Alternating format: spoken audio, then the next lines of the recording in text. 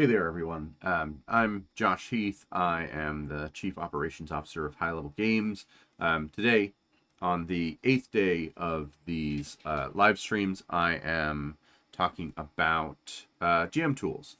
And when I talk about GM tools, I'm kind of using that in a very broad spectrum sort of way to discuss various types of tools that you might use as a GM, right? This is a broad topic. I will probably break it down into some subtopics, but I wanted to start high level, just as a way, high level, no joke intended, as a way for us to dive into things. Now, I'm supposed to, at the beginning of these things, right, remind you to like and subscribe. And if you have the opportunity to, I will be dropping some form of digital tip jar into the doobly-doo there on the whole thing.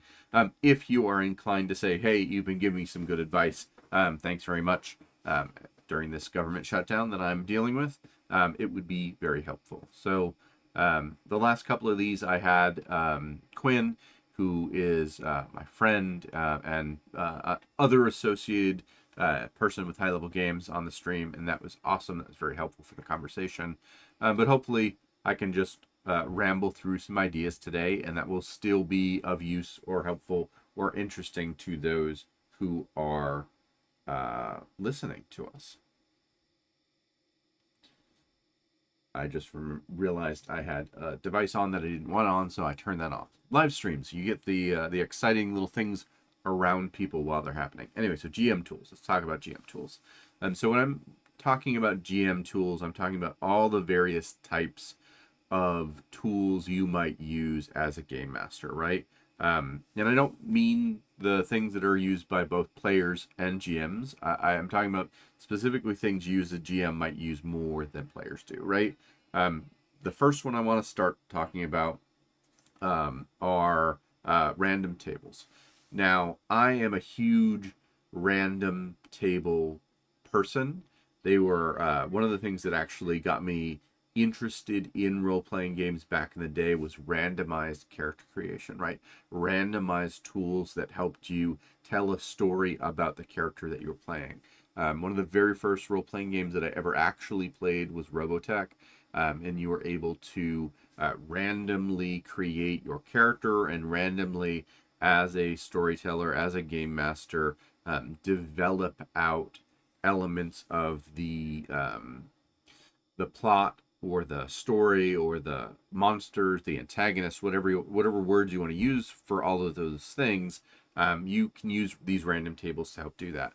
And I thought that was fascinating, and then it sort of fell out of style, right? Random tables became a thing that you saw less and less of. Mid 90s to early 2000s, right? Into the aughts, into the 2010s ish. It was a random table was a highly unlikely thing for you to see, but they've made a comeback. They've made a comeback because a little bit of the OSR movement, which is designed to reference some of those older style of game elements, right? Like random tables, and a great example of a random table that people usually mention is the Traveler character creation, which has random tables where you can die in character creation. That was only true in second edition Traveler, I'm told, but a thing to be aware of. By the way, hello, Dove. I see that you're in the chat. Thank you for taking time out of your day and listening. I appreciate you more than you know. So thank you so much for joining us today. And anyone else that joins, thank you for joining us. So random tables, why do I like random tables, right? It's because they help guide character concept development, right? They let you do things in the genre, right? They kind of constrict you to the genre that the creators of the games, the writers of the game, want you to live within, but they give you these options that you're not going to necessarily choose yourself, right? You, as a game master, as a creator, you may not put a particular pattern of things together until the random table helps you develop that, right? And that's why I like it, right? It because it creates a genre element that's cool, and because it provides you something that you wouldn't necessarily have created all on your own. Now, a great random table is also a buffet, right? A great random table allows you as the game master to look at it and go, you know what, I'm going to pick A, 73 and 16, right? Yellow is a great option here, whatever the random table is set up, right? And that is also a way of continuing to adhere to the genre or the parameters of the setting without going totally out of the blue, right? Without I don't know, restricting you or unrestricting you, right? It keeps you within these parameters. Of course, as a good game master, you'll probably not want to stay always in the parameters, right? And that's when you ignore a random table. You just build your own thing. But I found it is really helpful to have some elements of those tables to help you procedurally generate, right? Something that you may not otherwise do. So this is just mostly a shout out for random tables and books that emphasize the use of random tables. There's an entire book, I believe it's called The Weird, yeah, it's The Weird by Monty Cook Games, and it's just a book of random tables. There is a book that I read last year that's about journeys, and I'm trying to remember what the name, Fantastic Journeys maybe or something like that. And it's a book of random tables that help you tell a specific story based on the tables that you roll, right? There are other versions of this kind of randomized GM tool that I want to call out. And one of those are narrator cards, right? GM cards. These are effectively a random set of cards, cards that you can randomize, right, by shuffling them, and they help you tell a story based on the cards. I've seen dice that do this also, right, that have little story prompts on the dice and that give you those different options to pull on to help inspire you in your thinking, your game design consideration, right? I like these. I don't use them as often as I do tables. I think, honestly, the tables for me are just a nostalgic point. I think cards work exactly the same way.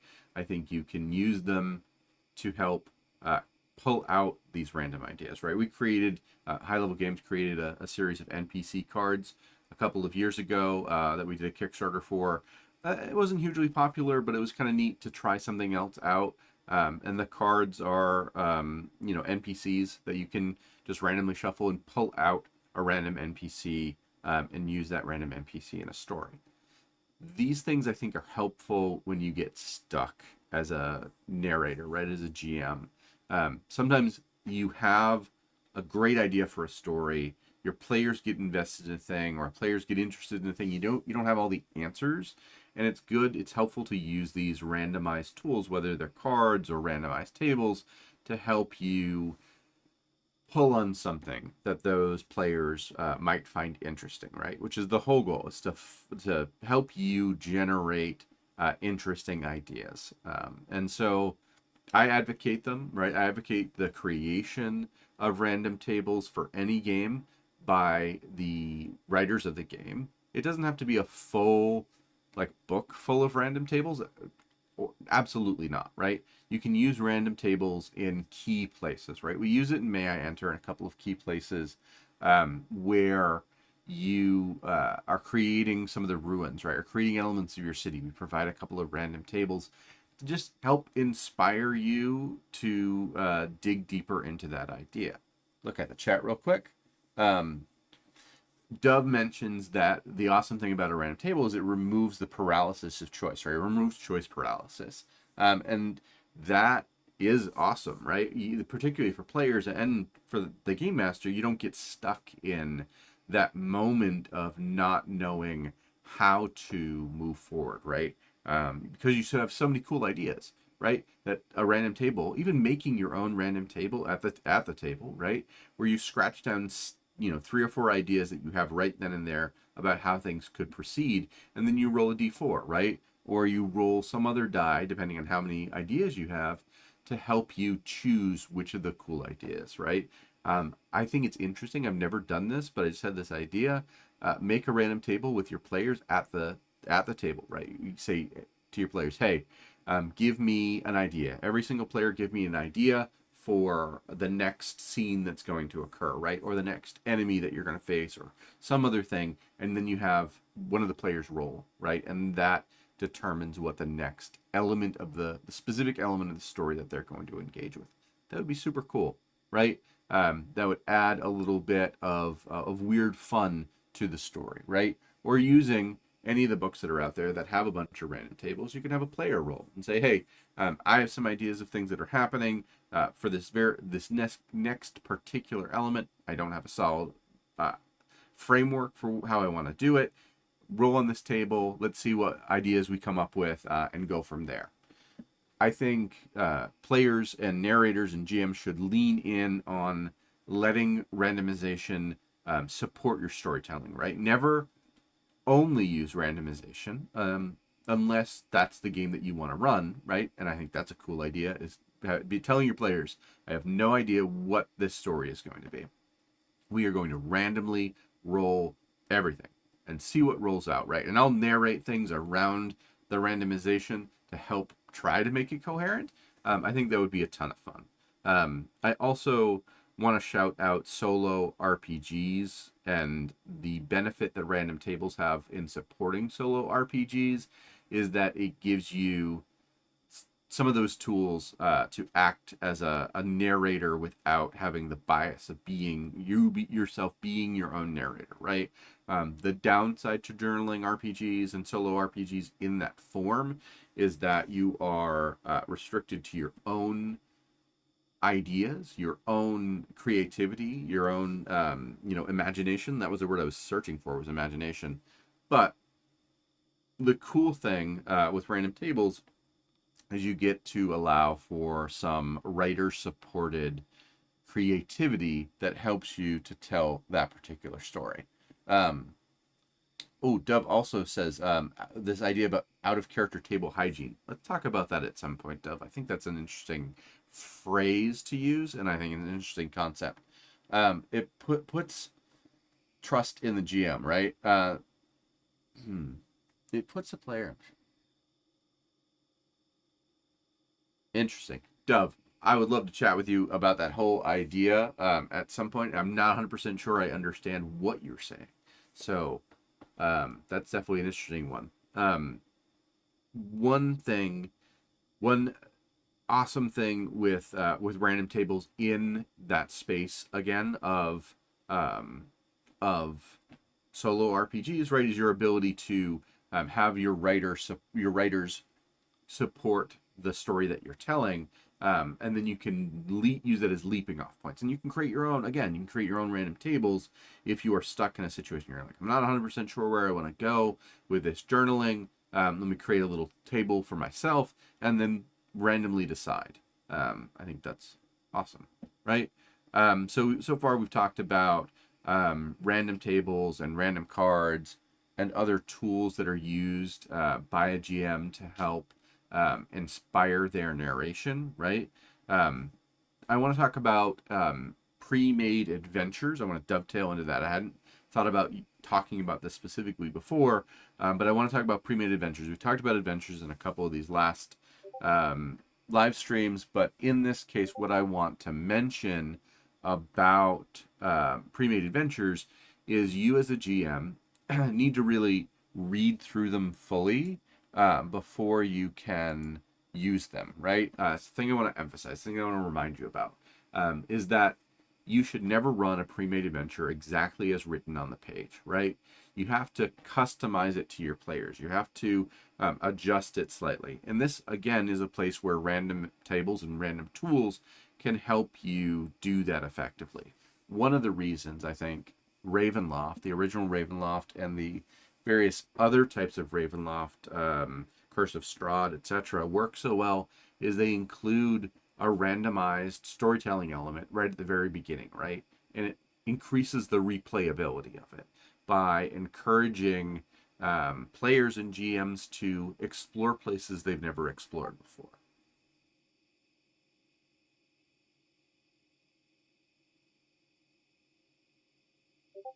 Hmm.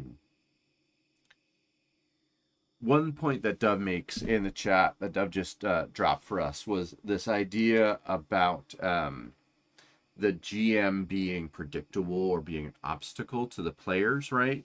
And I think anything that makes the GM a friendly participant in the game is the way you should be going, right? You as the GM shouldn't be the antagonist to the players. And I think what Dove is saying is that using some tools like this allows you to be obvious to your players that you are not choosing the worst possible outcome for them, right? You're allowing some randomization to exist so that the players can kind of buy in and live deeply in the world, knowing that you are acting, as one element of the story, but largely as their supportive friend, right? As their supportive fellow participant in the story, right? Okay. And the same thing with pre-made adventures, right? With those pre-made adventures, you are making sure that that story fits your players. And I know that new GMs, new game masters, struggle to run a game because you've never run a game before. And I want you to know that no one is going, even if your players judge you harshly, don't judge yourself harshly. And I don't think players usually do. I think players are usually just happy to play, regardless of who's running for them. Particularly if you're new, right? Then they are also likely new. And I want you to know that if you use a pre-made adventure, that you also need to give yourself some opportunities for improvisation, right? Improv to exist. And the mix of kind of like having good notes and improv will help you be a solid game master.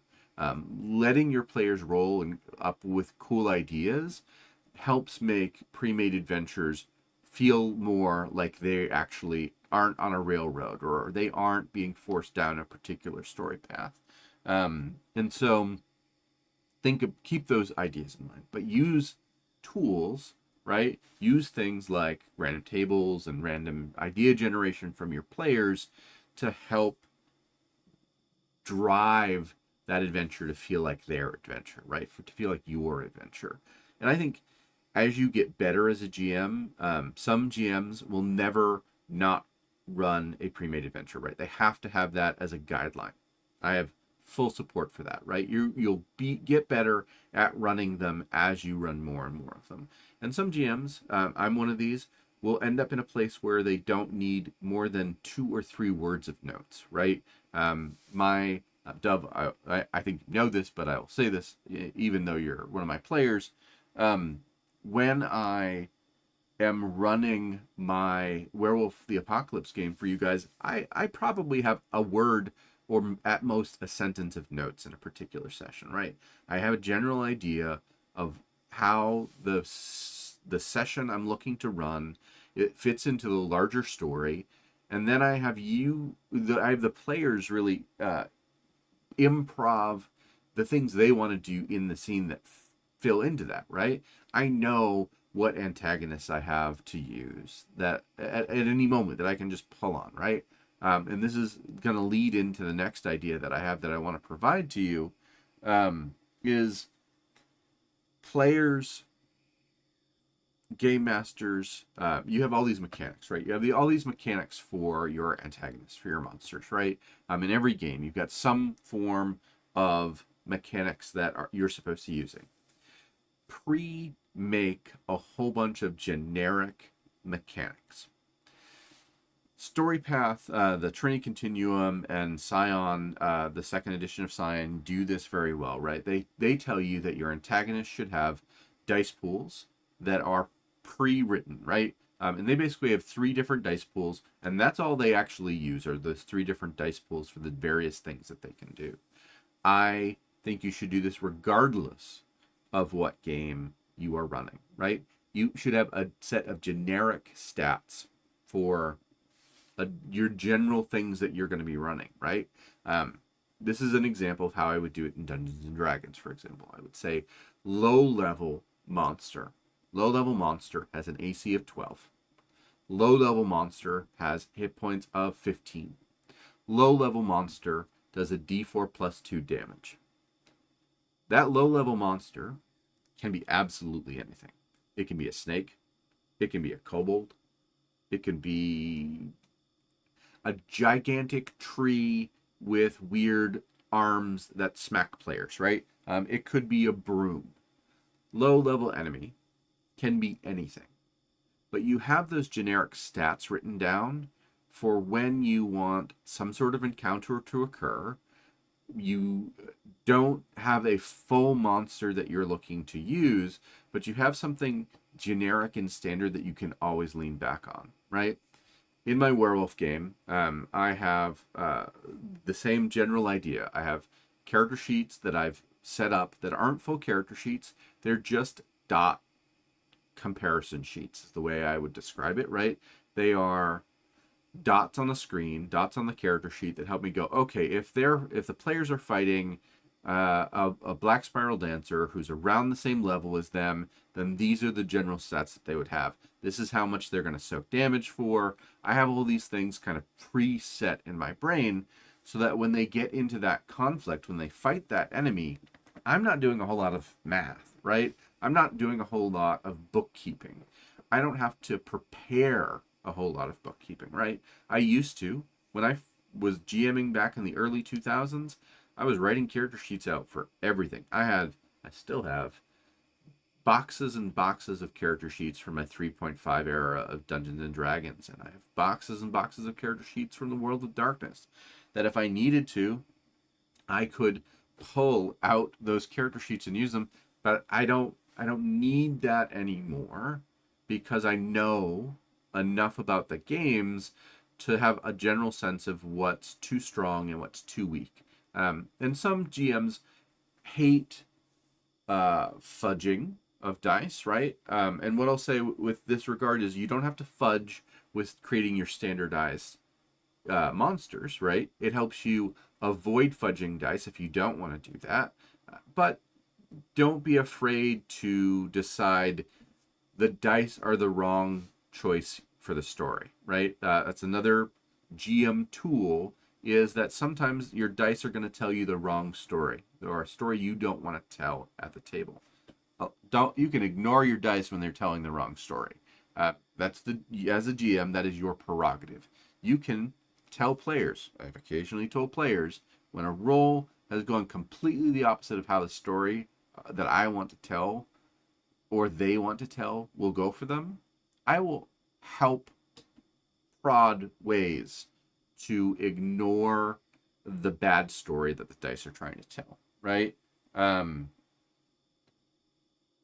Dove's made a couple of comments in the chat that I want to look at real quick. No, he mentions anything to keep the flow going, right? Yes, the story is the point, right? Keeping the story flowing is the whole point.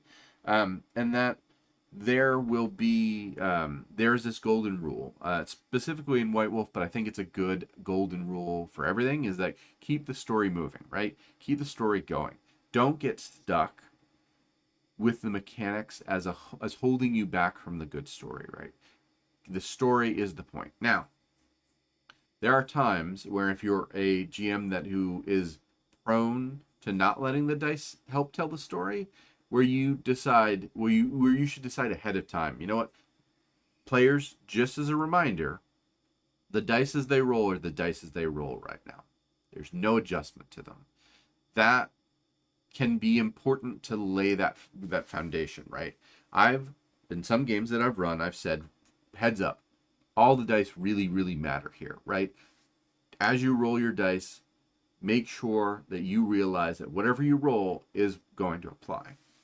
But I also, particularly as I'm running games online, have this rule, and I really believe strongly in this. There's no such thing as cheating in an RPG. If you are going as a player, if you're going to roll a botch of some form, right? All ones on 10 dice. It's mathematically improbable, but possible. And you're like, nope, I got 10 successes. You know what? I could take issue with that. I could take umbrage at that as a game master, as a writer, as a creator, as a storyteller. I generally don't. If you as a player really are like, I don't want to fail this, or I really need to have the most massive major success that I can here, and I don't want the dice to stop that. Like, I don't like it. I think letting the dice help you tell the story is better long term. But if you're gonna fudge your rolls, I have better things to worry about, right? I have more important things in a game to care about than that happening. Unless the other players are bothered by it. And if the other players are bothered by it, then that'll be a conversation, right? But you're getting people together to tell a good story. As long as the story is good, I think you can find ways to roll with it, right?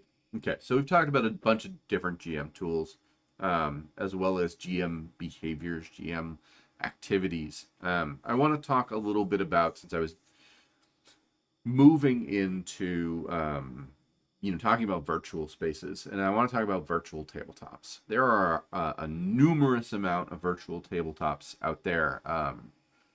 Roll20 is one of them. RPG Stories is one of them. I want to talk about those two because I have the most familiarity with them. I want to talk about the idea of a virtual tabletop first, right? I've actually been running online games since 2007. When I was in Korea, I was running online games for a couple of folks back in New Hampshire, right? I have been running online games since, off and on. I ran a whole campaign of Game of Thrones using first originally the Game of Thrones rules by Green Ronin, and then we moved to the Pathfinder rules. And honestly, we used I was going to say ICQ, but no, it was the other chat program, other speak to people program before Zoom, Skype. We used to use Skype, and we would chat to each other. We would talk to each other through Skype, right? I had a whiteboard that I had set up for combats and things like that. So we used proto tools, right? So I've been doing this for almost 20 years online. And I like the idea of virtual tabletops. I really do. The problem I have with virtual tabletops is it requires a lot of planning that I can't do ahead of time because of the way I improv as a game master, right? Because I am producing story on the fly, it is very hard for me to pre-prepare a virtual tabletop in the best way that some people take it, right? Played in an amazing Werewolf the Apocalypse game where the GM really knew Roll20 backward and forward, right? They had notes set up that looked really cool. They had a voice modulation system. They had their own dice roller macro. It was beautiful, right? It was what I would love to produce if I was the type of GM that was that was using a VTT to its fullest, right? And you can do that, right? If you are willing and able to produce enough notes and maps and tokens and tools, and to work with those tools in ways that players still feel like they're engaged with the story, then more power to doing that, right? I tend to use VTTs in a very light way, right? I have, when necessary, the virtual dice rollers in there. I have character sheets set up, again, when appropriate, when necessary. I have maps. If I know the players will absolutely be in a specific place, I will produce maps for them, right? I will produce tokens for them. And I think that it really does deepen the story when it's the right time for it, right? When you need that VTT to help support you. I think Dungeons and Dragons works so well with virtual tabletops is because it's a game where visualizing the space you are in, whether you're exploring or whether you're fighting a monster, is really important to the game. I think there are other games out there that's just as true about, right? That having a visualization of the space can be really helpful. Some players in particular really need that. I intend to do an entire episode about accessibility, but this is not that full episode. But I do want to say, like, some players need a visual, and that visual can be as simple as a whiteboard, a digital whiteboard, where you quickly mark out things, right? Do not be afraid to do that. Do not be afraid to look into Zoom and other tools that let you do that. Roll20 has a generative, not AI generative, they have like a quick sketch dungeon tool that you can use, right? I don't remember the name of it, but things like this exist. The other VTT I use, and I want to talk about a different type of VTT, I have used is an isometric, 3D isometric dungeon, right? I use RPG Stories for this. The folks at RPG Stories have created this isometric VTT that lets you build little virtual worlds that your players' characters can exist within, right? And you can play it as a VTT. I love this as a idea, right? I love this as something that I would like to use. I've used it a couple of times, and again, my biggest struggle with it is pre-planning out, spending 2 or 3 hours, more like 10 or 15, building a scene for the characters to be in, right? I think if you are the GM that has that energy, that's willing to put that into that, you would get a ton out of RPG Stories. I know that Wizards of the Coast was going to have Sigil come out as their 3D isometric thing. It didn't really come out. They sort of launched it, and then there were some problems with it. I don't want to get into that. I'm not bashing Wizards of the Coast today. But an isometric dungeon building tool is awesome. Like I said, I use RPG Stories. There are a bunch of other ones out there that you can use, and they provide something a little bit different than the more traditional two-dimensional forms of virtual tabletop. And Dove, yes, Sigil. I believe that the dungeon tool, the map making tool, whatever you want to call it, the VTT, was named after Sigil. I think that's the reference to Planescape. But this is just a bunch of random things that I've said, hey, here are our GM tools, and here are me talking about it. Mostly because I wanted to get back on and do one of these live streams today. The last couple of days I wasn't feeling well, so I kind of fell off and didn't really. The day before last was intentional. I was going to take the day off, and then yesterday I didn't feel well. So I was like, you know what? Got to hop back on. Got to be talking about something. There's a bunch more GM tools that I could probably talk about that I could spend a lot of time with, but I'm not going to. I think I'm going to call it a short stream today. And Dove, thank you for chatting with me and engaging with me. I really appreciate it. I think the live streams for the next few days will probably be earlier than noon. They'll probably be between 10 and 11 starts. I think starting it a little bit earlier in the day is going to be a better choice for me, making sure I have time in the day for other things. I did want to mention that tomorrow I'm going to be doing something a little bit different. I'm planning on running a solo RPG. I'm probably going to pull out Captain's Log from Star Trek Adventures and run a little bit of a solo RPG for myself. Just kind of demonstrate how they work and talk about them as a thing. Largely, folks, this is an excuse for me to play a little bit of a game in a day rather than just feel like I'm, producing content that has to get produced. And this doesn't have to be done at all. I'm doing this partially because it helps keep my brain activated into the world. Anyway, thank you very much for listening. Thank you for watching. Come by again tomorrow. Please subscribe to the channel so you'll get a heads up that I'm going live. as I mentioned before, if you're interested in dropping a donation or anything, there'll be a little thing under the comments for you to do that. Anyway, thank you very much. Again, my name's Josh Heath. I am happy to be on here doing these, and we'll see you again tomorrow.